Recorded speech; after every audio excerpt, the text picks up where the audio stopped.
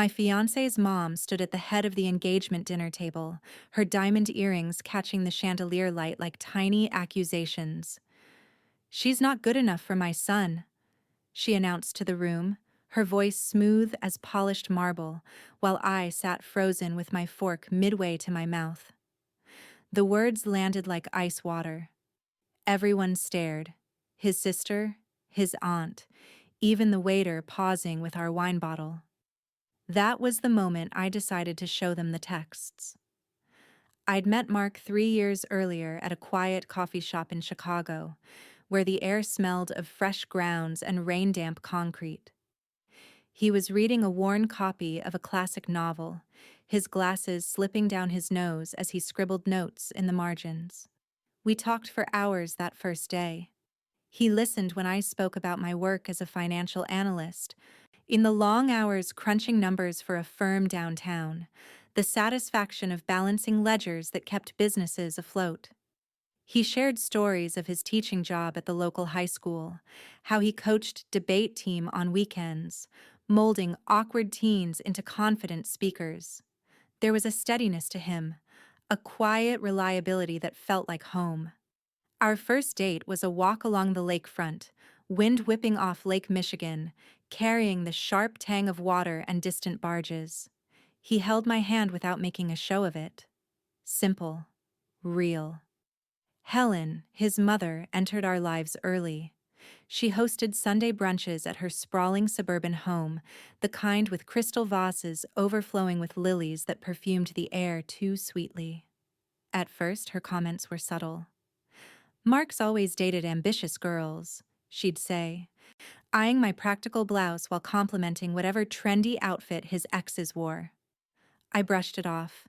Families test fiancés. I was patient, brought homemade desserts, asked about her garden club. Mark assured me she meant well. "She's protective," he'd murmur, kissing my temple. But the pattern emerged slowly, like cracks in foundation you ignore until the house shifts. Helen doted on Mark endlessly, dropping off gourmet meals at his school, planning his birthday parties with themes only she approved, even handling his laundry when we visited.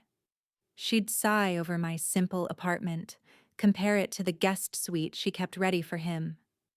"He deserves someone who matches his potential," she'd hint, her voice light but eyes appraising. I stayed composed, observed, kept records, not out of spite, but habit from my job. Screenshots of texts, notes on conversations, evidence of the slow erosion. My promotion came 6 months in. Senior analyst, a raise that let me finally afford that down payment on a condo I'd eyed. I shared the news over dinner at their house, excitement bubbling as I described the corner office view. Helen smiled thinly. "That's lovely, dear. Mark's principal just approved his department budget increase. He'll be department head by 35. She pivoted seamlessly to him, pulling out photos of his latest debate trophy. Dad, Mark's father, nodded along, silent as always, content in her shadow. I swallowed the sting, congratulated him genuinely, but inside, the ledger unbalanced further. Christmas that year amplified it. Helen threw a lavish party, catered with trays of foie gras and vintage champagne fizzing in flutes. Gifts piled under a 12-foot tree, lights twinkling like stars.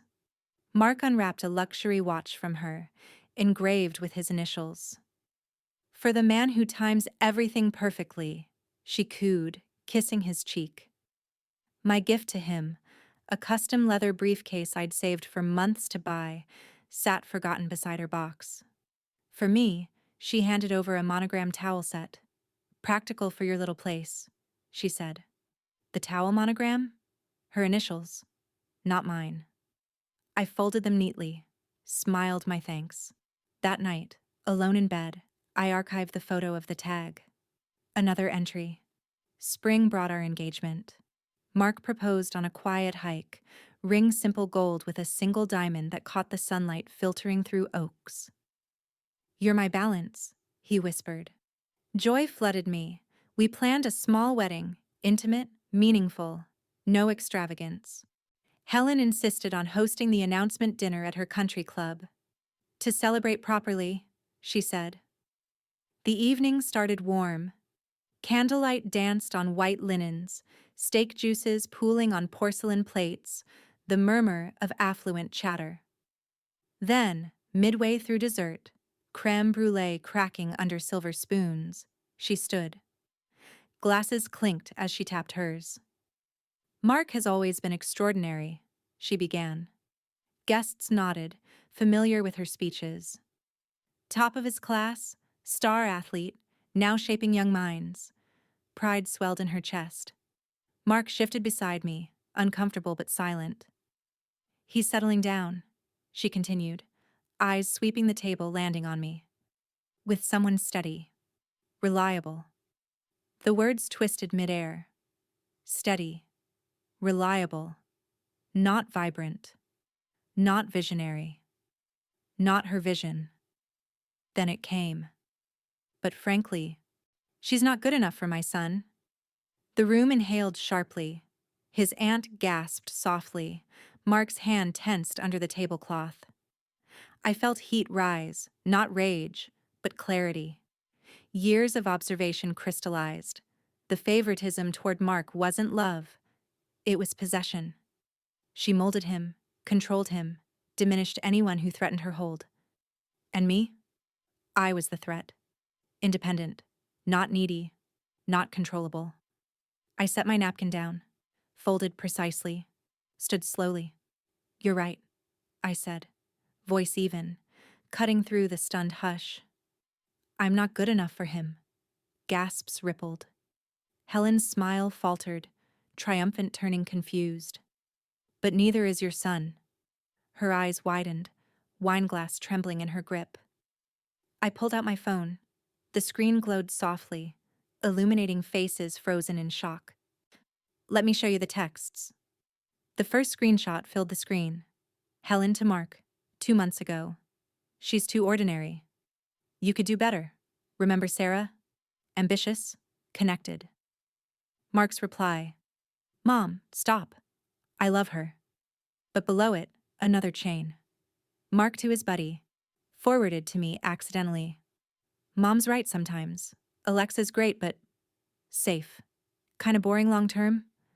I'd seen it months back. Confronted him calmly. He apologized, swore it was stress talking. We moved past it. But Helen had egged it on. Her texts to him scrolled next. Don't settle. You deserve a partner who elevates you, not drags you down. Then his to her. I know, Mom. Working on it. The table murmured. Mark's face drained pale, staring at his plate. I swiped. More evidence. Months of her undermining, texts mocking my frugal habits, on comparing me to exes with trust funds, even one suggesting he'd test our relationship with a break. His responses? Agreeing mildly. Yeah, maybe.